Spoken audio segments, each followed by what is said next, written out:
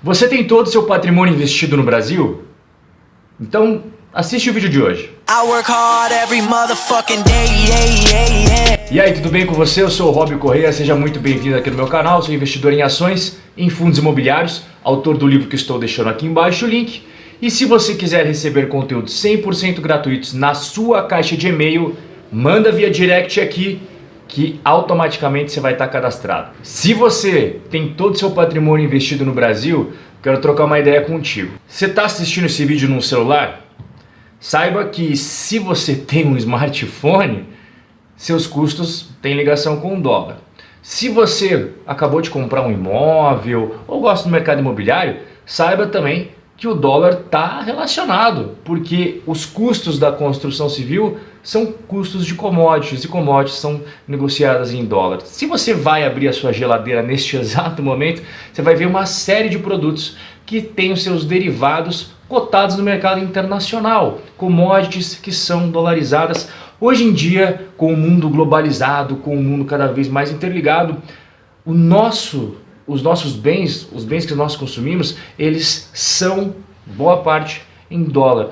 E aqui eu faço a primeira pergunta para você. Você tem o seu patrimônio de alguma forma em dólar? Você recebe? Você tem uma fonte de receita em dólar? Você tem algum investimento em dólar? Se você é como a maioria dos investidores brasileiros, a resposta é não. E isso pode trazer pequenos probleminhas, mas que você pode evitá-los quando você começa a diversificar o seu patrimônio em moeda forte, quando você começa a investir no exterior. Hoje eu vou falar aqui um estudo muito recente feito pelo maior professor de finanças, de valuation para ser mais exato, do planeta Terra. Então olha só o conteúdo que eu preparei para mostrar para você um pouquinho melhor. Aqui você está vendo o professor Damodaran dando uma entrevista para Bloomberg. Esse daí é o nosso grande professor. E aqui é o artigo que ele escreveu, tá? Tem 100 páginas e 100 de pouquinhas páginas. E se você digitar este nome aí, depois se tiver interesse para ler o artigo, fica à vontade. É este nome que eu estou colocando na tela para você, tá bom? Ele foi feito no meio, faz mais ou menos 12 meses. Foi em julho de 2018 com esses dados. E olha só que interessante, né? Quando você vai analisar um país, você tem 3 elementos essenciais. Então, o Damodaran fala que tem 3 elementos essenciais. Então o primeiro deles é esse que está na tela, que é os fundamentos do risco de um país, começando pela corrupção. E aqui eu transcrevi exatamente o que o Damodaran fala, e obviamente que não se preocupe, porque eu vou traduzir aqui para você, caso você tenha um pouquinho de dificuldade em inglês. Então o primeiro ponto que ele fala é que a corrupção é um imposto escondido. Por quê? Porque ele acaba sendo pago de uma forma ou de outra, não diretamente para o governo, né? Mas ele acaba sendo pago indiretamente para funcionários do governo, etc. Ou seja, funciona como um imposto escondido, né? Então, como consequência, a taxa de imposto efetiva, ela não é exatamente aquela que está na lei e acaba sendo um pouquinho maior justamente por conta deste custo da corrupção. Olha só que visão interessantíssima do Damodaran.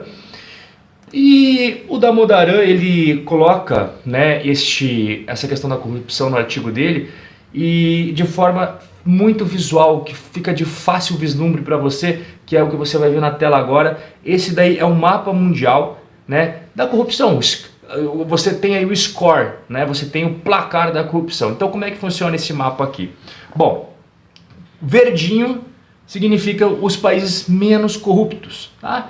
E aí você tem ali os tons mais clarinhos, passando para amarelinho, o vermelho são os países com maior nível de corrupção, e a gente pode ver que o Brasil, ele se encontra ali mais um amarelinho bem clarinho, fica bem no meio da tabela, né? Então ele não é altamente corrupto igual alguns países ali da África, mas também ele está longe de ser um país nórdico, o Canadá, né? Tá longe. Então ele fica ali na meiuca, né? No meio da tabela. Segundo ponto que o Damodaran fala, na hora de se mensurar o risco de um país, é exatamente a questão da violência. Isso daí a gente infelizmente está acostumado no Brasil. E olha só o que o Damodaran fala aqui sobre a violência, né? Que a violência ela acaba trazendo 2 consequências. A primeira é que para proteger o seu negócio e os empregados contra a violência, custa caro. Né? Você tem que contratar segurança particular, sistema de vigilância, isso e aquilo, isso custa caro, né? Custa caro. E o segundo ponto é que a violência também pode causar a derrocada de um negócio. Porque é claro que você pode fazer seguro contra esses eventos violentos, né? Faz contrato seguro, acaba te protegendo, mas não existe seguro que seja um seguro 100% completo contra todos os tipos de desastres, catástrofes violentas que existem, não tem como. Então este custo, ele, para você se segurar contra eventuais danos, contra eventuais problemas que você venha a ter por causa da violência, custa caro, né? Seguro não é de graça e acaba impactando na margem de lucro das empresas. E assim como no primeiro exemplo, aqui olha só que legal, eu vou colocar aqui na tela para você agora o mapa da paz mundial, né? Olha só, tá aí na tela para você. Então aqui, presta atenção nas corzinhas, tá? O verdinho são aqueles países mais pacíficos, onde a violência não pega tanto, e depois você tem indo para os tons de vermelho, chegando no vermelho escuro, que são os países mais violentos. Pode ver ali a Rússia, alguns países da África. Mais uma vez o Brasilzão ele está na meiuca da tabela ali, né? Não é um baita país em questão de segurança, mas também não é uma África central ali, aqueles países que vivem em guerra civil, né? Não é. Então mais uma vez o Brasil está na meiuca da tabela. Bom, terceiro ponto que o Damodaran fala, esse daqui também é muito interessante, é a questão de proteção aos direitos de propriedade privada e sistema judiciário, né, sistema legal. Então olha o que o Damodaran fala aqui.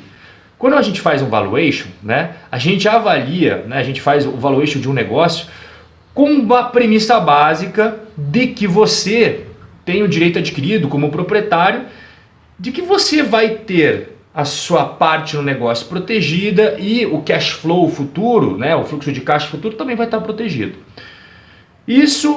Essa premissa é válida somente se os direitos de propriedade eles são respeitados, né, e são botados em prática pelo sistema legal, o sistema judiciário daquele país.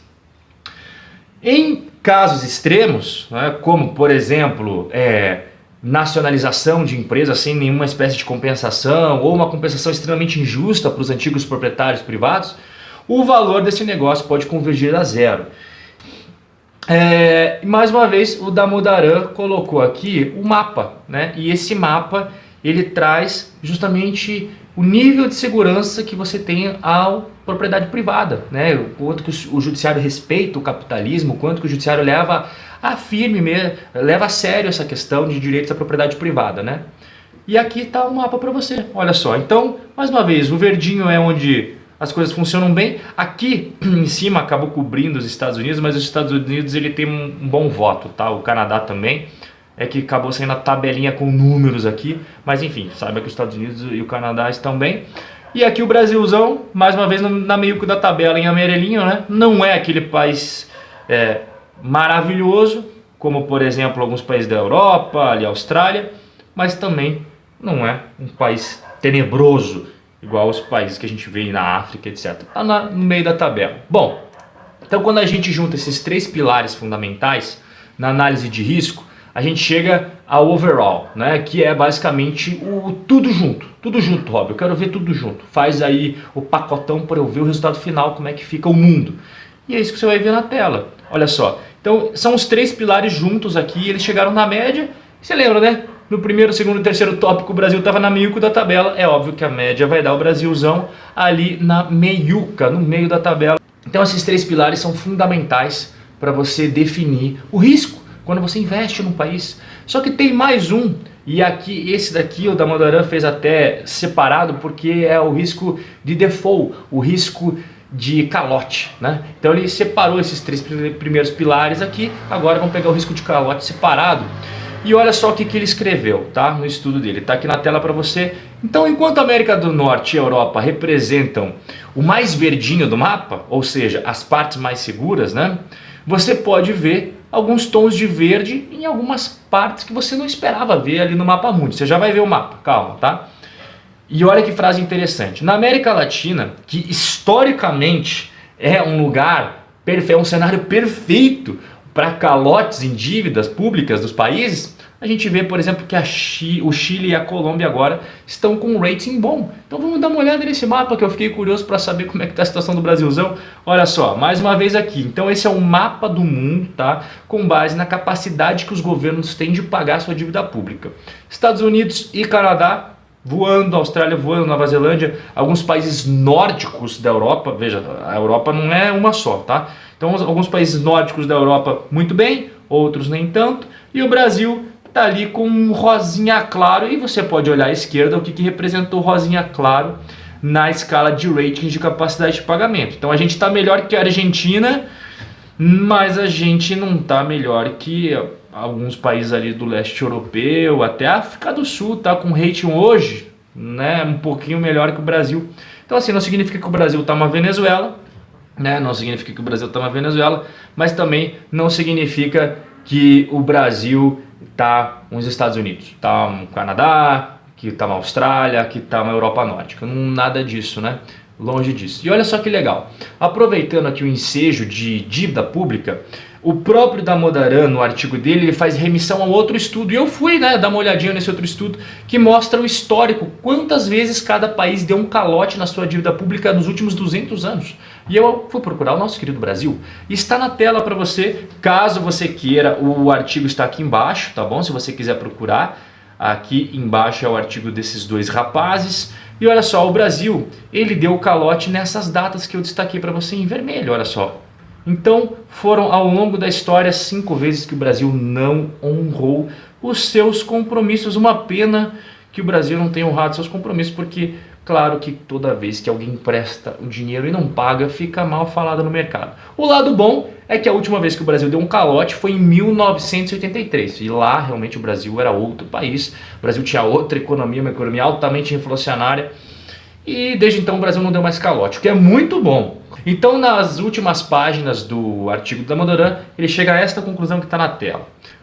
Bom, quando as empresas elas expandem operações para os mercados emergentes, e caso você esteja chegando agora aqui no canal, que a gente paraquedas, mercado emergente é África do Sul, Turquia, Brasil, etc.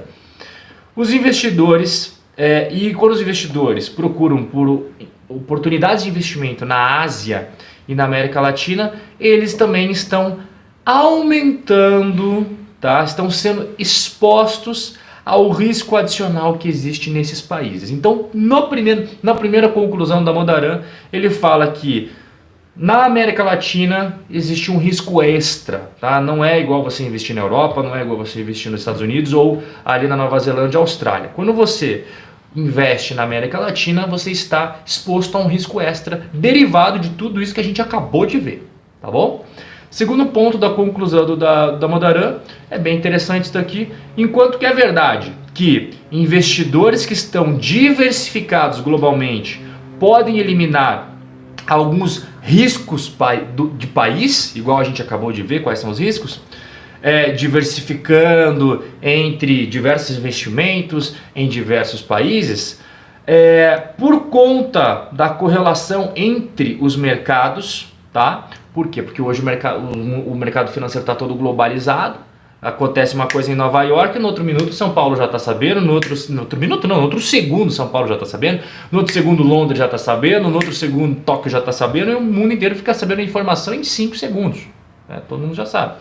Então, por conta dessa questão, ele fala que você não pode eliminar completamente esse risco, mas você tem um grande aliado, te ajuda muito quando você está diversificado globalmente. É o que eu gosto de ressaltar aqui, né? Não existe nenhuma fórmula mágica, não existe nenhuma forma de você se proteger de tudo que pode acontecer no mercado financeiro, não existe, tá? Quem te vende isso está vendendo uma falsa esperança. Agora, você pode aumentar a sua exposição em mercados que têm números, igual a gente acabou de ver ali, de risco menores do que o lugar onde você coloca 100% do seu patrimônio, que é o Brasil. O americano e o europeu analisam o Brasil como um mercado emergente, um país que tem um risco maior. Agora, quando você está dentro do país, Como você está morando dentro, você está vendo a sua visão doméstica da coisa. Mas quando você sai para fora e vê o que os outros estão vendo sobre você, aí você vê que não é bem assim. E esse artigo do Damodaran, que é o maior professor de valuation do mundo, mostra isso de uma forma incrível, porque o Damodaran é um professor sensacional, tá? E é isso que eu queria mostrar para você hoje, a importância de você ter ativos no exterior, justamente para proteger o seu patrimônio, aquele patrimônio que você demorou tanto para construir, esse patrimônio que todo mês você poupa um valor e investe, é o seu futuro financeiro aqui, tá bom? Então, espero que você tenha curtido aqui o conteúdo de hoje. Eu vou deixar aqui um vídeo que eu acredito que você vai gostar e aqui um vídeo que o YouTube acredita que você vai gostar, tá bom? Um forte abraço e até a próxima.